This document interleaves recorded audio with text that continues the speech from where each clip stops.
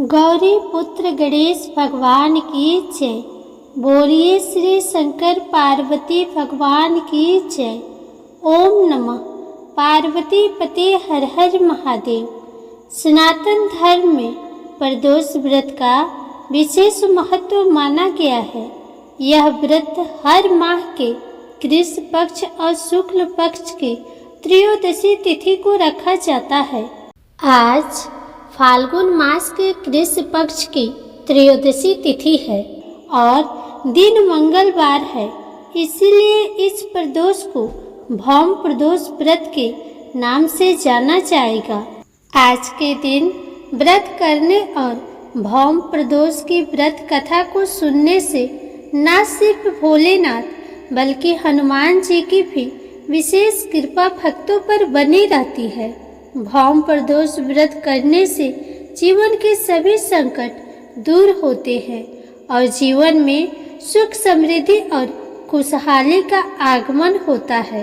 भौम प्रदोष की व्रत कथा सुनने से कर्ज से मुक्ति मिलती है, शनि दोष दूर हो जाता है, ग्रहों के अशुभ प्रभाव से मुक्ति मिलती है तथा समस्त मनोकामनाएं पूर्ण होती है। किंतु एक बात का आपको विशेष ध्यान रखना है कि भौम प्रदोष की व्रत कथा को पूरा अवश्य सुनिएगा, तभी आपकी सभी मनोकामनाएं भगवान शिव और माता पार्वती पूरी करेंगे। तो आइए भगवान के चरणों का ध्यान करते हुए भौम प्रदोष की व्रत कथाओं को सुनते हैं। भौम प्रदोष का व्रत करने और इसकी कथा को सुनने से मनुष्य के सारे रोग नष्ट हो जाते हैं और स्वास्थ्य संबंधी समस्याएं दूर हो जाती है तथा स्वस्थ शरीर का आशीर्वाद प्राप्त होता है। मंगलवार का प्रदोष व्रत वैवाहिक जीवन के सुखों को देने वाला होता है तथा आर्थिक उन्नति की प्राप्ति होती है। तो आज मैं आपको सुना रही हूँ भौम प्रदोष की बड़े ही दुर्लभ कथा। तो इन कथाओं को बड़े ही श्रद्धा और प्रसन्नचित मन से पूरा अवश्य सुनिएगा। कथा सुनने से पहले ये जान लेते हैं कि आज प्रदोष की पूजा का शुभ समय यानी प्रदोष काल कब से कब तक रहेगा। आज प्रदोष की पूजा का शुभ समय शाम 6:25 से रात 8:53 रहेगा। तो आइए कथा का शुभारंभ करते हैं। एक नगर में एक वृद्धा निवास करती थी। उसके मंगलिया नामक एक पुत्र था। वृद्धा की हनुमान जी पर गहरी आस्था थी।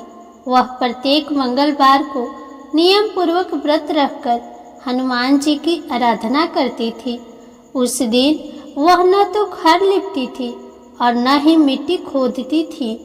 वृद्धा को व्रत करते हुए अनेक दिन बीत गए। एक बार हनुमान जी ने उसकी श्रद्धा की परीक्षा लेने की सोची। हनुमान जी साधु का वेश धारण कर वहां गए और पुकारने लगे, है कोई हनुमान भक्त जो हमारी इच्छा पूर्ण करे। उस पुकार को सुनकर वृद्धा बाहर आई और बोली, आज्ञा महाराज। साधु वेशधारी हनुमान बोले, मैं भूखा हूँ, भोजन करूँगा, तू थोड़ी जमीन लीप दे। वृद्धा दुविधा में पड़ गई। अंततः हाथ जोड़कर बोली, महाराज, लीपने और मिट्टी खोदने के अतिरिक्त आप कोई दूसरी आज्ञा दे तो मैं उस आज्ञा को अवश्य पूर्ण करूंगी। साधु ने 3 बार प्रतिज्ञा कराने के बाद कहा, तू अपने बेटे को बुला, मैं उसकी पीठ पर आग जलाकर भोजन बनाऊंगा। वृद्धा के पैरों तले धरती खिसक गई, परंतु वह प्रतिज्ञाबद्ध थी। उसने मंगलिया को बुलाकर साधु के सुपुत्र कर दिया, मगर साधु रूपी हनुमान जी ऐसे ही मानने वाले न थे। उन्होंने वृद्धा के हाथों से ही मंगलिया को पेट के बल लिटवाया और उसकी पीठ पर आग जलवाई। आग जलाकर दुखी मन से वृद्धा अपने घर के अंदर चली गई। इधर भोजन बनाकर साधु ने वृद्धा को बुलाकर कहा, मंगलिया को पुकारो ताकि वह भी आकर भोग लगा ले। इस पर वृद्धा बहते आंसुओं को पोंछकर बोली, उसका नाम लेकर मुझे और कष्ट न पहुँचाओ। लेकिन जब साधु महाराज नहीं माने तो वृद्धा ने मंगलिया को आवाज़ लगाई। पुकारने की देर थी कि मंगलिया दौड़ा दौड़ा आ पहुँचा। मंगलिया को जीवित देख वृद्धा को सुखद आश्चर्य हुआ। वह साधु के चरणों में गिर पड़ी। साधु अपने वास्तविक रूप में प्रकट हुए। हनुमान जी को अपने घर में देखकर वृद्धा का जीवन सफल हो गया। सूत जी बोले, मंगल प्रदोष व्रत से शंकर हनुमान भी रुद्र है और पार्वती जी इसी तरह भक्तों को साक्षात दर्शन दे कृतार्थ करते हैं। प्रेम से बोलिए पार्वती पते भगवान की जय। प्रिय श्रोतागण, अब आइए प्रदोष व्रत की दूसरी कथा को सुनते हैं। स्कंद पुराण के अनुसार सूत जी कहते हैं, विदर्भ देश में सत्यव्रत नाम से प्रसिद्ध एक राजा थे। धर्म पूर्वक राज्य करते हुए उनका बहुत सा समय सुख पूर्वक बीत गया। एक समय साल्व देश के राजाओं ने विदर्भ देश पर आक्रमण कर दिया। उनके बीच भयंकर युद्ध हुआ। दोनों पक्षों की बहुत सी सेना मारी गई, परंतु अंत में विदर्भ देश के राजा भी उनके हाथों से मारे गए। विदर्भ राज की गर्भवती स्त्री दुखी होकर रात के समय राजभवन से निकलकर वन की ओर चली गई। सुबह होने पर उस रानी ने जलाशय के किनारे एक वृक्ष के नीचे एक सुंदर से पुत्र को जन्म दिया। उसके बाद वह प्यास से व्याकुल होकर जलाशय में पानी पीने गई। इतने में ही एक घड़ियाल ने आकर उसे अपना ग्रास बना लिया। वह बालक पैदा होते ही माता पिता से हीन हो गया। जब वह नवजात शिशु वृक्ष के नीचे पड़ा हुआ जोर जोर से रो रहा था, उसी समय भगवान भोलेनाथ की कृपा से वहां पर एक उमा नाम की ब्राह्मणी पहुंची। वह अपने 1 वर्ष के बालक शुचिव्रत को गोद में लिए हुई थी। वह ब्राह्मणी बहुत ही गरीब और विधवा थी। वह भीख मांगकर अपना गुजारा करती थी। उस बालक को रोते हुए देखकर उसने मन ही मन सोचा कि यह तो बड़ी हैरानी की बात है कि यह नवजात शिशु जिसकी अभी तक नाल भी नहीं कटी है यहाँ पर पड़ा हुआ है। इसकी माता कहाँ चली गई? जब वह ब्राह्मणी सोच रही थी, उसी समय वहाँ से एक सन्यासी गुजरे। वह ऐसे जान पड़ते थे मानो साक्षात शंकर भगवान हो। उस श्रेष्ठ भिक्षु ने उस स्त्री से कहा, हे ब्राह्मणी, तुम इस बालक की रक्षा करो, इससे तुम्हें परम कल्याण की प्राप्ति होगी। इतना कहकर वह दयालु भिक्षु वहां से चले गए। उनके जाने के बाद ब्राह्मणी ने उस बालक को लेकर अपने घर की ओर प्रस्थान किया। वह ब्राह्मणी एक चक्र नामक नगर में निवास करती थी। ब्राह्मणी ने उस बालक को अपने बेटे के समान ही पालन पोषण किया और उसका नाम धर्मगुप्त रखा। वह भिक्षा के अन्न से ही अपने पुत्र और राजकुमार दोनों को पालने लगी। एक दिन वह ब्राह्मणी उन दोनों बालक को साथ लेकर भिक्षा मांगती हुई देव मंदिर में चली गई। उस समय वहां पर सांडिल्य मुनि पधारे हुए थे। सांडिल्य मुनि को देखकर ब्राह्मणी ने उन्हें प्रणाम करके पूछा, हे ब्राह्मण, एक सन्यासी के कहने पर मैं इस बालक को अपने घर ले आई हूँ। अभी तक मुझे इसके कुल का पता नहीं चला, फिर भी मैं अपने पुत्र की तरह ही इसका पालन पोषण करती हूँ। आप ज्ञान के नेत्रों से देखकर मुझे बताने की कृपा करें कि यह बालक किस कुल में उत्पन्न हुआ है और इसके माता पिता कौन है। तब मुनिवर बोले, यह विदर्भ देश के राजा का पुत्र है। इतना कहकर सांडिल्य मुनि ने उस बालक के पिता के युद्ध में मारे जाने तथा उसकी माता के ग्रह द्वारा ग्रस्त होने का सब समाचार पूर्ण रूप से बताया। यह सुनकर ब्राह्मणी को और भी आश्चर्य हुआ। फिर उसने प्रश्न किया कि हे महामुनि, वह राजा सभी भोगों को छोड़कर युद्ध में क्यों मारे गए और इस बालक को यह दृढ़ता कैसे प्राप्त हुई? यह अपने राज्य को कैसे प्राप्त करेगा? यह भी तो मेरे पुत्र की तरह भिक्षा के अन्न से जीवन निर्वाह करता है। इसकी दरिद्रता के निवारण का क्या उपाय है? तब सांडिल्य मुनि बोले, इस राजकुमार के पिता विदर्भ राज पूर्व जन्म में पांडे देश के राजा थे। एक दिन प्रदोष काल में राजा बड़ी भक्ति भाव से त्रिलोकीनाथ महादेव की आराधना में मग्न थे। उसी समय उनके नगर में बड़ा भारी कोलाहल मचा। उस शोर को सुनकर राजा ने बीच में ही भगवान शंकर की पूजा को छोड़ दिया और राजभवन से बाहर निकल गए। इसी समय राजा का मंत्री शत्रु को पकड़कर उनके समीप ले आया। वह शत्रु पांडे राज्य का सामंत था। उसे देखते ही राजा ने क्रोध पूर्वक उसका मस्तक कटवा दिया। शिव पूजा को छोड़कर नियम को समाप्त किए बिना ही राजा ने रात में भोजन भी कर लिया। इसी प्रकार राजकुमार भी प्रदोष काल में भगवान शिव की पूजा किए बिना ही भोजन करके सो गया। वही राजा अगले जन्म में विदर्भ राज हुआ। शिव पूजा में विघ्न होने के कारण शत्रुओं ने उसके सुख भोग के बीच में ही मार डाला। पूर्व जन्म में जो उसका पुत्र था, इस जन्म में भी राजा का वही पुत्र है। भगवान शिव की पूजा का उल्लंघन करने के कारण यह दरिद्रता को प्राप्त हुआ है। इसकी माता ने पूर्व जन्म में छल से अपनी सौत को मार डाला था। उस महान पाप के कारण ही वह इस जन्म में ग्राह के द्वारा मारी गई। हे ब्राह्मणी, तुम्हारा पुत्र पूर्व जन्म में भी एक ब्राह्मण था। इसने अपना सारा जीवन केवल दान लेने में ही बिताया, यज्ञ आदि सत्कर्म नहीं किए, इसलिए यह दरिद्रता को प्राप्त हुआ है। उस दोष के निवारण के लिए अब यह भगवान शंकर की शरण में जाए। यदि यह दोनों बालक प्रत्येक प्रदोष व्रत के दिन भगवान शंकर का पूजन करते रहे तो 1 वर्ष के भीतर ही इनकी दरिद्रता का नाश होगा और राज सुख की प्राप्ति होगी। इस प्रकार शरण में आए हुए ब्राह्मणी को मधुर वचनों द्वारा आश्वासन देकर सांडिल्य मुनि ने उनके दोनों बालकों को भगवान शंकर की आराधना के मंत्र का उपदेश दिया। उसके बाद ब्राह्मणी अपने दोनों बालकों को लेकर वहां से चली। 4 मास बाद एक दिन ब्राह्मण का पुत्र नदी में स्नान करने गया। वहां उसे धन से भरा हुआ एक घड़ा मिला, जिसे लेकर वह अपनी माँ के पास आया। माँ धन से भरे हुए घड़े को देखकर खुश हो गई और उसने कहा, इसे अपने भाई के साथ आधा आधा बांट लो। मगर धर्मगुप्त ने इस धन में हिस्सेदारी से मना करते हुए कहा, मैं किसी अन्य के भाग्य का भागी नहीं हो सकता।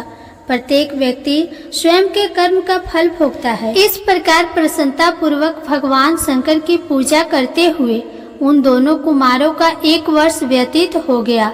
एक दिन ब्राह्मण का पुत्र और राजकुमार वन में भ्रमण करने के लिए गए।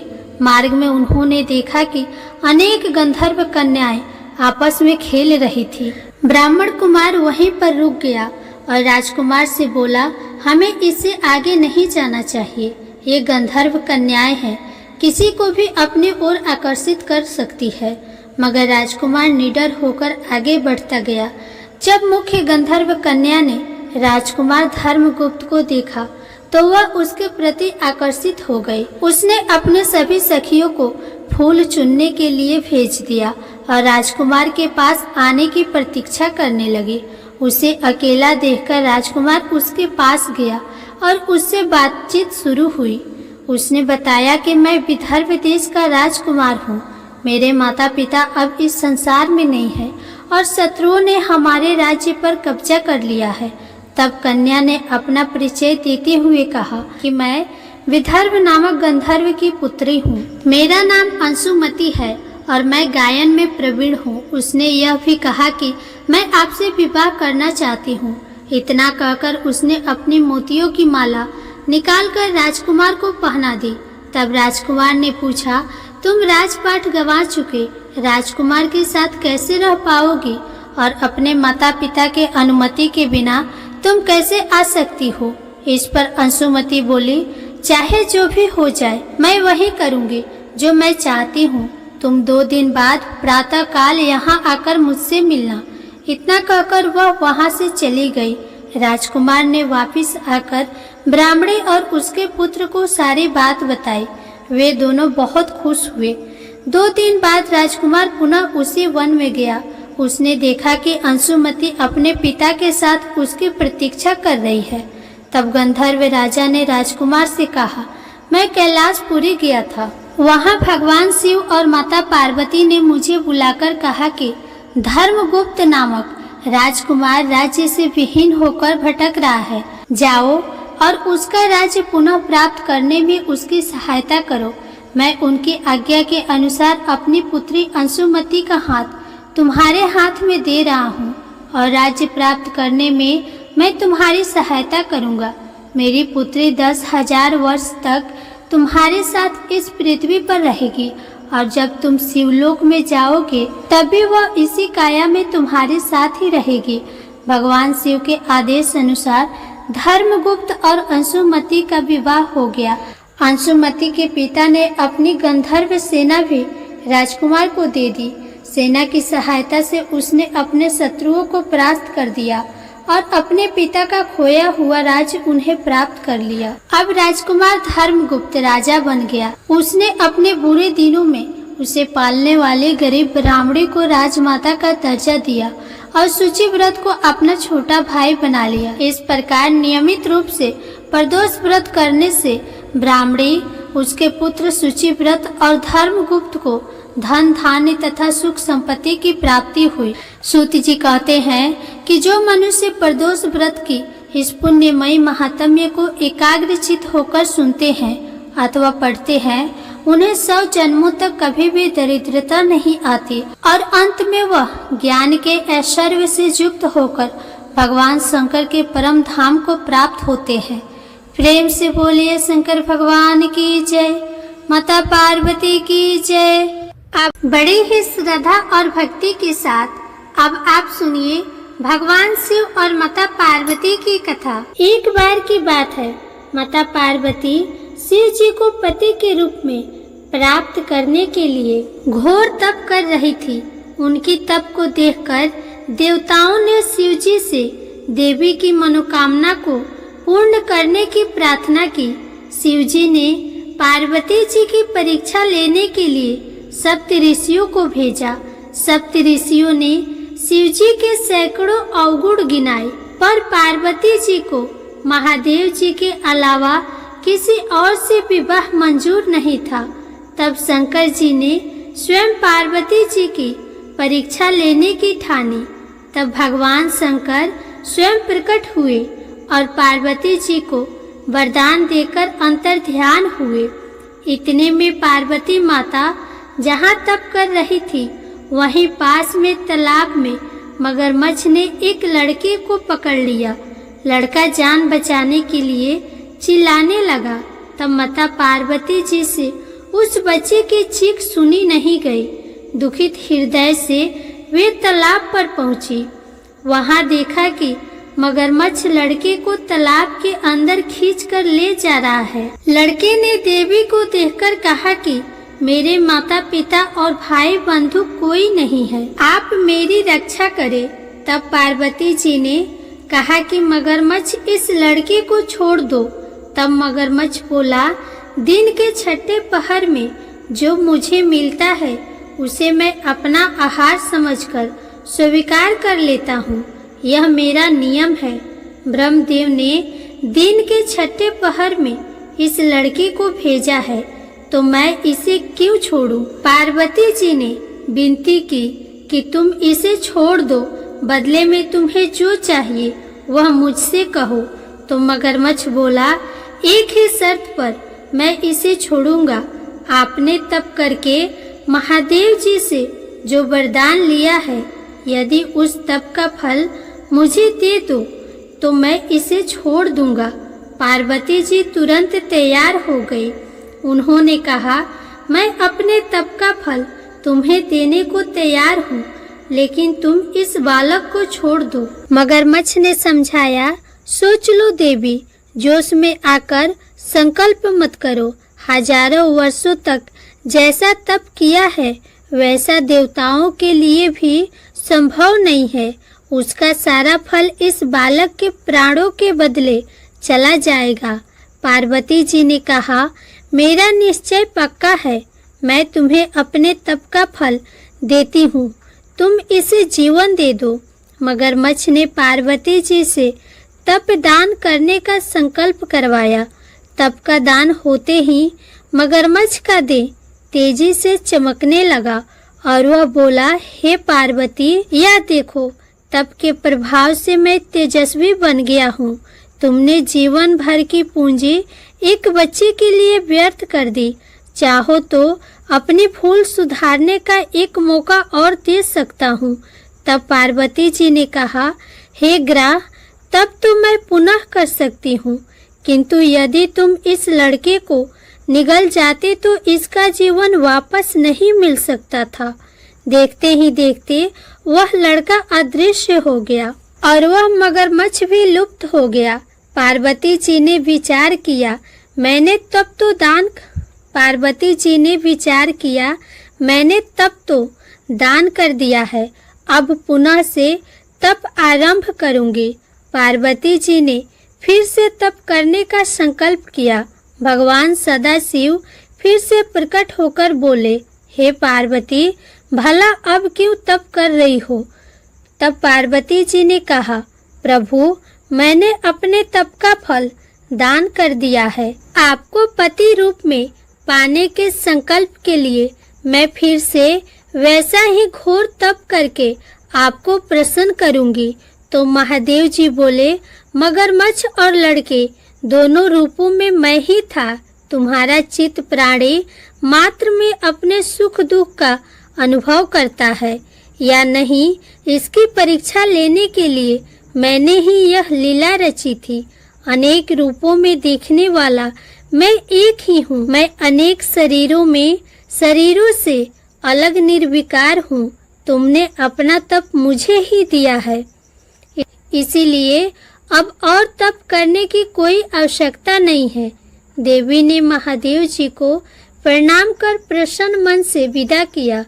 प्रेम से बोलिए भगवान शंकर और माता पार्वती की जय। अब आप सुनिए गणेश भगवान जी की कथा। एक साहूकार था। उसके घर रोज एक ब्राह्मणी रोटी लेने के लिए आती थी। घर के अंदर घुसते ही पुल के ऊपर गजानन जी का मंदिर था। वह गणेश जी को रोटी का एक कवर भोग हमेशा लगाती थी। बहुत दिन हो गए। गणेश जी महाराज ने कहा कि यह मुझे हमेशा भोग लगाती है, मुझे इसे कोई न कोई उपहार जरूर देना चाहिए। गणेश जी एक दिन उसके थाली में हीरे मोती भर देते हैं। ब्राह्मणी तो थाली लेकर अपने घर आ गई और साहूकार के घर रोटी लेने आना बंद कर दी। साहूकारनी ने उसे बुलावा भेजा कि बाई, रोटी लेने के लिए क्यों नहीं आती हो? ब्राह्मणी ने कहा कि मुझ पर गणेश जी प्रसन्न हो गए, बहुत वर्ष तक रोटी लेने आ गई, परंतु अब नहीं आऊंगी। साहूकारनी मन में बहुत नाराज हुई और गणेश जी से कहा कि आप ब्राह्मणी के ऊपर प्रसन्न हुए, परंतु मुझ पर नहीं। तब गणेश जी की मूर्ति हटाकर बाहर फेंक दी। इधर सेठ जी की दुकान में धंधा पानी बंद हो गया। एक दिन सेठ जी की नजर पोल के मंदिर पर गई तो सेठानी जी से पूछा कि गणेश जी कहाँ गए? तो साहूकारनी ने कहा कि ऐसे गणेश जी का क्या करें जो ब्राह्मणी पर तो प्रसन्न हो गए लेकिन हमारे ऊपर प्रसन्न नहीं हुए, इस कारण मैंने गणेश जी को बाहर फेंक दिया। तब सेठ जी ने कहा कि यह तुमने क्या किया? मेरा तो व्यापार और धंधा चलना बंद हो गया है। गणेश जी तुमने कहाँ फेंके हैं? जल्दी बताओ, मैं उन्हें वापस लेकर आता हूँ। साहूकार जी वापस से गणेश जी को लेने गए तो गणेश जी इतने भारी हो गए कि वे उठे ही नहीं। साहूकार जी ने कहा कि मेरे से गलती हो गई है, आप मेरे घर पधारिए। गणेश जी तो और भी भारी होते गए और कहा कि मैं तो नहीं चलूंगा, पहले साहूकारनी को बुलाकर यहाँ लाओ और वह मुझसे माफी मांगेगी तो ही मैं चलूंगा। और गणेश जी ने कहा कि मुझे हमेशा सवा से चूरमा का भोजन कराओगी तो ही मैं चलूंगा। साहूकार साहूकारनी को लेकर आए और उसे माफी भी मंगवाई और सवा सेर का चूरमा चढ़ाने की हाँ भी भरी। तब साहूकार और साहूकारनी ने गणेश जी को वापस घर में लाकर उन्हें पोल में बिठाया। ऐसा करने पर साहूकार का व्यापार फिर से चलने लगा। हे गणेश जी महाराज, जैसे साहूकार और साहूकारनी पर आप प्रसन्न हुए वैसे सभी पर अपनी कृपा बनाए रखना। प्रेम से बोलिए गणेश भगवान की जय। श्री लक्ष्मी नारायण भगवान की जय। अब आप सुनिए भगवान भोलेनाथ की आरती। ओम जय शिव ओमकार, स्वामी जय शिव ओमकार। ब्रह्मा विष्णु सदा शिव, ब्रह्मा विष्णु सदा शिव, अर्धांगिनी धारा। ओम जय शिव ओमकार, एकानन चतुरानन पंचानन राजे, हंसानन गरुरासन वृषवाहन साजे। ओम जय शिव ओमकारा, दो भुज चार चतुर्भुज, 10 भुज अति शोहे, तीनों रूप निरखत त्रिभुवन जन मोहे। ओम जय शिव ओमकारा, अक्षमाला वनमाला रुद्रमाला धारी, चंदन मृत मग शोहे, चंदन मृत मग शोहे, भाल शशिधारी।